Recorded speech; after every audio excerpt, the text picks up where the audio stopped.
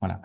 Ça, c'est une autre étude qui voulait comprendre si la manière dont était présentée une bouteille de vin pouvait avoir un impact sur l'attitude envers le produit et puis la perception de luxe et la perception de risque. Voilà. Alors, la perception de risque, je ne sais pas si vous êtes familier avec ce concept, mais le risque perçu, c'est lié au fait que le produit le visuel ne peut ne pas correspondre au produit. C'est est-ce que en dépensant mon argent pour ce produit, je vais vraiment acquérir quelque chose qui correspond à mes attentes. Vous voyez, c'est cette notion-là.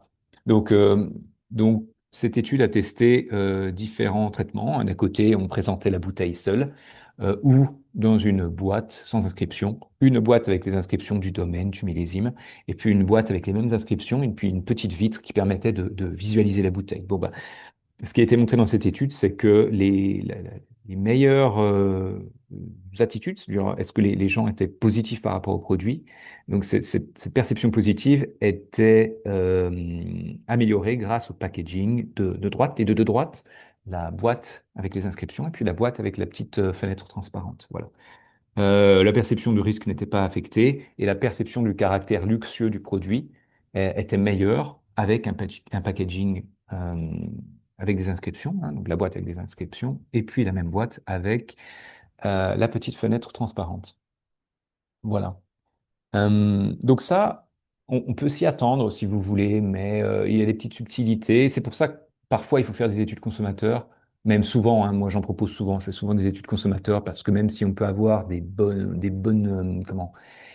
intuitions sur ce qui va marcher ou ce qui va pas marcher, la psychologie est tellement subtile que parfois faire une étude consommateur, ça peut être très facilement réalisé en ligne, notamment en posant les bonnes questions, hein, pas en disant est-ce que vous préférez le produit A ou le produit B, ça c'est des questions qui sont trop bateaux, ça ne marche pas, mais en psychologie de la communication, on a des questionnaires qui sont spécialement formulés pour obtenir des informations que les gens ne déclarent pas eux-mêmes, si vous voulez, hein.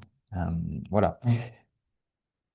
Voilà, donc dans le même esprit, ça c'est une autre étude qui a tenté de comprendre si la complexité de l'étiquette pouvait affecter les perceptions des consommateurs. Et effectivement, les étiquettes